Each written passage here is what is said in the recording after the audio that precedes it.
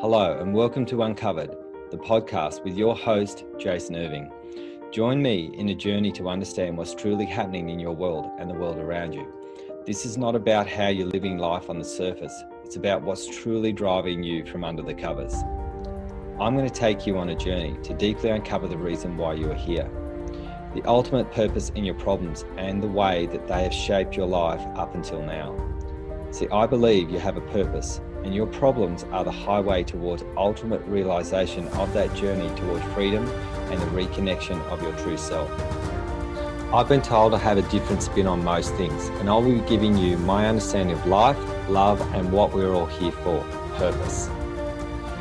To get the best out of this podcast, drop what you already know so you can discover what's beyond you. So join me, let's play this game of life and bring on liberation, transformation, and change. Let's do this. Hey guys, welcome to Uncovered. I'm here with Philia again. How you going? Good, how are you? Yeah, not too bad. Actually, not too good. You know how we say that thing? How you doing? What's that first thing? Yeah, not too bad. This is the Australian way. Yeah. Or good, thanks. And we're not feeling good. Mm-hmm. That's our biggest mask, isn't it? We do it all the time, quite often when we're frightened of something. So today you called me up. It's your fault. Actually, we don't do any blaming now, okay? I'm just mucking around. My book, you called me up and my book is on Amazon. Yeah, and I was really excited. And what was I like? Oh, you were just like, oh my God, this is not good news. I'm so scared. Yeah. So I got triggered by exposure, and exposure is not my favorite thing. Even though I do this podcast, I'm doing everything to break that fear, right? That ultimately inside of me, fear is inside, especially when I'm wanting to share information in the world, because I'm a softie. Sometimes I just don't feel like I've got the strength to be able to stand up for what I do when someone else is saying, no, this is the rules, Jason, and then I go, okay, you win, right? And I walk away. And I know I can't do that anymore, because I'm not just standing for a principle of my own. I'm standing for a bunch of Academy members, and I've always felt better to be able to, I'd stand up for you and I'd run in front of a bus for you, but for me, I'd hide behind the bus, right? And that's what fear can do. You know, we all get frightened of things, don't we? Yeah. And that's what we're going to be talking about today is fear. Fear is one of those things that we all have, we can't run away from. It's something that we've got to deal with. Absolutely. And then that gets me to my questions that I've got for you today as well. I first wanted to ask you, what's the difference between fear and terror? Okay. Fear and terror, basically terror is an extension of fear. So it's when our systems have gotten so overloaded that we freeze, right? And our body is in such fight or flight mechanisms, and we either freeze or we just do something erroneously. We could go and attack someone out of fear. Whatever reactions that we do will come out. So terror is just a massive extension. So it's when every single part of your body is in fight or flight, whereas fears are a lot easier to deal with, because I can be frightened, like I'm frightened, but I could drive my car. Yeah. Right? But if I was in terror, my hands would probably be held to the wheel, and I might crash into someone simply because I wouldn't be able to press the brake pedal. Does that make sense? Absolutely. So it's just that moment. Have you ever experienced terror? Yeah, definitely. I'm usually freeze, I think. Yeah. I just don't do anything. And some people hit. Right? It really depends on your constitution what you will do with either fear or terror. Okay, that's cool to know. And how does the world usually view fear? Look, everyone wants to run away from it. Everyone wants to hide away and not deal with it, basically. And a lot of people pretend that they're not frightened, and they show up and say, hey, I'm here to do something. A number of times I worked when I was a therapist, before I started the academy, I'd have coaches and really well-to-do people coming to see me, people in really, really high positions. And I had a business called Spiral of Light, so no one knew where I was coming. It was a little bit too woo-woo, but people would hear my name and say, I got to go and see this guy. And so basically they didn't want anyone to know that they were frightened, especially in really high positions, right? And so the mask of fear, so what it does is it, from a biological perspective, it burns your kidneys out, right? We get exhaustion. So people who get really exhausted have fear running typically. Fear and anxiety are handshakers. We'll talk about anxiety in another time. Fear is really, really difficult to deal with for most people because we all have certain things that frighten us. Like today, there was a big black spider above your head. Yeah, that's true. And I put it in my hand and said hello to it and took it outside, and you were like hiding in the corner just trying to make sure that it didn't fall on you. Yeah, I can't do it. But what I saw was terror in your eyes around spiders, which is a very common thing. Yeah, I got bitten by one, so I think that's where it comes from. Yeah. So, we have certain fears that come along. So one of the biggest fears above death is speaking out in public. Right? One of the even bigger fears is sharing how you really think, how you really feel about life. For a fear of rejection, right? Because I think this is one of the biggest things that we're scared of, is being rejected by life, by others, or judged, or humiliated, right? And that's what happened with me. I remember year 6, I got humiliated by my year 6 teacher, and I went from year 7 to year 10 hiding. Well, not hiding, I pretended I was sick and I would go to sick bay so I wouldn't have to do a talk in front of the class. That's how terrified I was of public speaking. And then I did my first university gig. I tried to do it then, and I was doing an IT degree, and I was with some Asians, and I did the assignment, and I said, and I did the slides for the first ever talk that I was going to do, and I said to the guys, well, you've done absolutely no work, so how about you do the slides for the projector? Because we had a projector back then, because we didn't have any of the tech that we have now in uni, when I was at uni. And the first look at the first slide, spelling mistakes all through it. Second slide, spelling mistakes all through it. So that was my disaster zone. So my biggest fear, and I'm looking and going, oh my God, now I have to deal with the fact we got a terrible mark for the talk simply because of the spelling. How I talked wasn't too bad, and I've had to get over that over and over again. So it's not a natural thing. It is natural now. It wasn't a natural thing for me to get up and do this podcast and share. Right? Yeah, it makes sense. Now you stand in front of people all the time, and you do Facebook Lives, and you speak in front of lots of people. 100%. I've been in front of a couple of thousand people talking to one. Right. So now I'm good at that. But I had to break it, and so there's a little motto in a little tagline from me, which is, "Fear is the candle that lights your highway towards freedom. If you only look at it that way, you'll find exactly where you need to go." So everything that I'm terrified of doing, I chase. So I was scared of heights, not because I was scared of heights, because I was scared of actually my thoughts that were saying jump.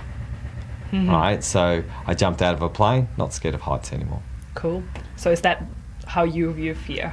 Yeah. Yeah. So I think fear is, in my opinion, is the compass, right? So every single thing that is teaching you to align to where you're meant to go is through fear. Anything that makes you feel uncomfortable, you go and do. I'm not telling you to go and get raped. I'm not talking about that. That's a little bit way out of context right here. I'm talking about natural things that are healthy for you to do, that would be better for your purpose, better for alignment for you and the planet. That's what I'm talking about. I'm not talking about things that, go to a dark alley and walk it. Yeah. If you're a woman, that's silly. Yeah. You do the right thing with it, the thing is, what we've got to learn to be able to do is utilize fear as a journey. Once it becomes a journey, because the thing, science shows this as well, that you, the opposite to fear, they don't know the difference between fear and excitement. It's the same chemicals that come out of your body. So that's the thing, is the moment that you actually work with your fears. This is why people, the people who love jumping out of planes, doing all the daredevil stuff, it's the dopamine hit on the other side. It's the afterburners that actually people who face their fears actually get, which is exhilaration. Yeah. Right? So fear, on the flip side, is absolute exhilaration. It gives you a really important thing, pride, when you face them. Right? So I've been getting you to face quite a few fears, even just asking me questions with the podcast. It was like, you're going to do interviews with me on my podcast. And you're like, okay. Right? It's like, but okay. Yeah. And so I'm getting you to face your fears, that you've got me. Right? And so I'm really good at helping allay people's fears, because I go and chase my fears. So even though I was terrified this morning, not terrified, I was frightened this morning, I'm ready. Right? And then I just constantly look at fear as the freedom carrier. So that's what you would recommend to people when they feel fear as well? That's what I recommend, is whatever you're frightened of. If you're frightened of money, get help around it. If you're frightened of men, don't go and see a woman therapist. See a man therapist to help you. It would be silly, if you're frightened of men, to go and see a woman therapist to sort it out, because we're your problem. If you're frightened of women, go and see a women therapist. Right? This is what we need to do. We need to actually go and face the things with the right people too. Right? You haven't felt comfortable with men all your life. Yes or no? Yeah. Right? So how does it feel with me? More comfortable, yeah. That's right. So if you did it with a woman, you get nowhere. Yeah. I think that makes a big difference just in general. Yeah. So you have to get tested against the very thing that you are having troubles with. Right? So that's what we have to learn, and that's where help comes in. This is what's great about our academy. We've got males and females who can get help with the work that we do. And sometimes I'll say, okay, you have intimidation with strong women, let's get you with Anya because she's a strong woman. And then we have a really soft woman, Laura, and you're soft. So we get to work with, you get to work with people who are really gentle, who are hard. So you get to work with the hard people, they intimidate you a little bit, and then you get to go, I can be strong, and then they get to learn your softness if they're frightened of vulnerability. Right? And I think that's one of the biggest things that we are really scared of, is being ourselves. Yeah, I think that's the biggest one, really. Yeah, because ourselves has erroneous thoughts that we wouldn't want anyone to know. Is it like in the movie The Invention of Lying? Yeah, that's one of my favourite movies. And if you look at that movie, it's like that was like a normal thing that everyone would just say that what was coming out of their mouth. Yeah. And wouldn't it be so much easier if we could actually have that honesty without the pressure in our head? Because we have a thought, oh my God, I'd really like to lift up that skirt, let's say, as a male. And it's just like, hey, how you going? Nice to meet you. Right? Or he's handsome. Oh, I'm attracted to him more than my partner. Right? And that's a normal thing, because natural attraction is newness. But oh shit, I shouldn't think that way. What if my partner knows? All of these sorts of things that we do that actually don't create safety in our thoughts and how we feel. And then creates more fear. It does, and it creates a build-up, and then what do? Is we put a mask over the top, so then we are disguising how we think and how we feel. And now I'm not telling everyone to overshare, right? It's knowing how to share in an elegant way to the right people, because I know people who overshare make people feel uncomfortable, yeah? Right, so you need to know how to share information that makes people feel really, really comfortable. Now, I'm one of those people that people would come to and they're terrified of something, and they offload their deepest, darkest vulnerabilities, and you know what? They'd all feel peaceful and calm. Mm-hmm. So I think fear has a really bad name for itself. And one of the things that I want to share in this podcast and also in my book is that all the emotions that we call bad are purposeful, they're powerful, and they're extremely special when they're not judged. Mm-hmm. They have a message.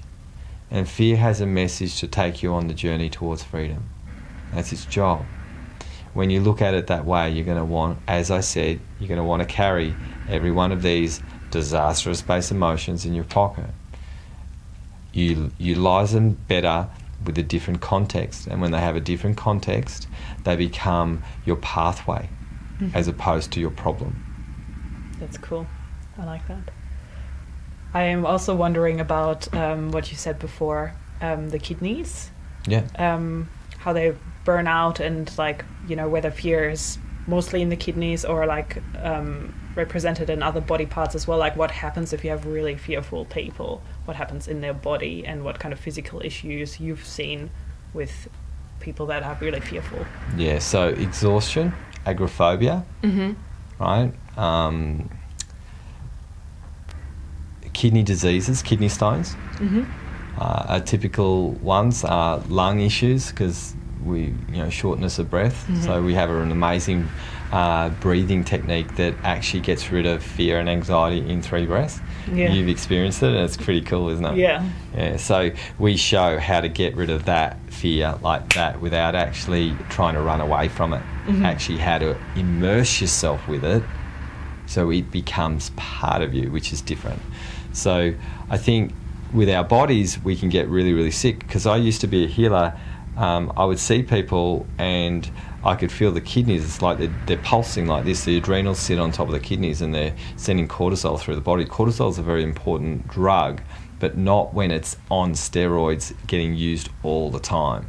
So we end up feeling deflated, and this can create disease anywhere in the body. Because exhaustion, what does it do? Lowers your immune system. When your immune system is low, then wherever you're constitutionally weak, whether it's muscles, whether it's organs, whether it's eyes, whether it's skin, whatever it is, skin's the biggest organ in our body, we will get sick in whatever area that we do based on that, on fear. So what I've learned with fear is once you actually become connected to it and understand its purpose, then fear becomes an ally, and you're like in a sea of calmness as opposed to a sea that's actually got a tsunami waiting to knock you over, and you're in that boat and it's just going to crash it to pieces, right?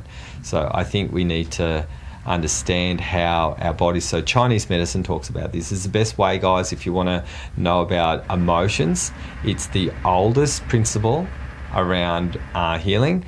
Fundamental liver, kidneys. You can do a Google search and find out what emotions are in every particular organ, and so fear sits in the kidneys, and the bladder and kidneys work together. Yeah. Okay, so they're the fear organs and they're the water organs. They're the emotion-based organs in our body. So we've got, if you think about this from a rational perspective, most people are frightened of their what? Emotions, right? And so to be emotionally transparent and available, we hide particular emotions, and that creates a lot of pressure in our body. What if someone felt that we were sexually attracted to them right now? Oh, geez, I don't want to do that. And then we hold that in somehow so no one notices. But sexual attraction is normal, right? But we're frightened about what other people will think all the time about how we react and how our body reacts. I remember when I was, I don't know about anyone else, but I had I call my penis Mr. Johnson, and he would. When I was a teenager, he would just stand up to attention all the time. So I'd be sitting in PE. This was my first embarrassing shame around my body. Was Mr. Johnson was standing up, and then I'd have to get up and, we're going to do PE now, and there's something poking out of my pants, and then I'd have a go at the teacher, so then they'd send me away, so then they wouldn't know that I had an erection. Mm-hmm. Right? Really, really embarrassing. So I had all this shame running, and I had to do something to cause a havoc, so then I wouldn't stand up and be even more embarrassed in front of my class. Mm-hmm. Right? So there's so much shame and fear and worry about, how we're going to be seen. And again, that would have been linked to humiliation for me. Mm-hmm. Right? So that makes a lot of sense. So that's what we've got to understand around how our bodies react, because if we don't get a handle around fear, I guarantee each and every one of us will drop our immune system and will get sick. This is how typically people get colds. Mm-hmm. Because their energy systems are so low. We're masking how we are. We've got all this pressure. We've got this overwhelm. We've got this fear of the future, of what it's going to be.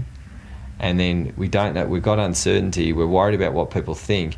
And then what that does is puts so much load on our systems that our immune system drops, and when we're down, then we can get a cold sore, or we can get that disease in some way, shape or form. So we need to work with it, because disease grows in the body over a 20-year period. It doesn't just appear. Mm-hmm. Right, it's there for the long haul, and it can be from experiences that we've had in childhood that bring up fear. So they trigger us, and there's all the emotions. They're typically in the kidneys, and then we can have fear.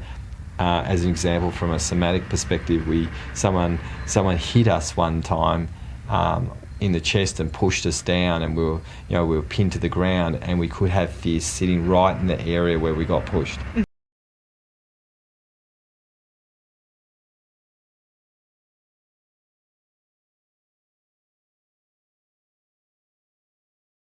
So that's another part of that. That's in another chapter that I'm going to share as well. But that can be anywhere. Awesome.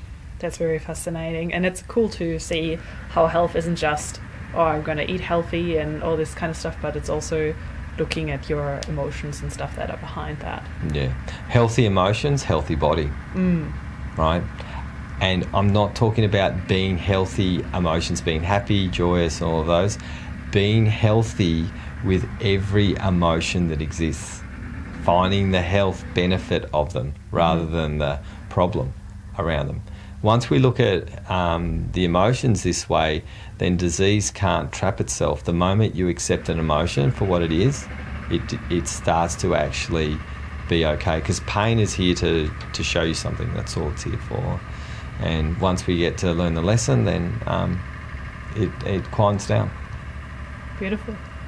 I think that's all my questions I've got today. Perfect. Is there anything else you'd like to add? Look, the only thing that I want you guys to think about is focus on fear differently by utilising it as a resource. Look at all the things you're frightened of, write a list of them, and start actually taking ownership of them by doing the things that you're frightened of. Obviously, as I said, don't do things that are dangerous. Do things that are, like public speaking, or, sharing how you really think to a close friend. Those sorts of things. Do them, tick them off your list so you can actually overcome them. Mm-hmm. Awesome. Thanks so much, Chase. Absolute pleasure. So, look, if you have someone that you know who really needs to understand fear in a different way, and they've got that really deep fear or terror, and they really need to hear this, please share this podcast. And if you liked it, I'd love a killer review for it. If you want to watch us, we have a podcast website. It's www.wellnessbreakthroughacademypodcast.com. I'd love you to watch it, so you get to see us having a chat if you like to have a bit of a visual of us. Thank you so much for listening, and we'll look forward to the next emotion that's coming up soon.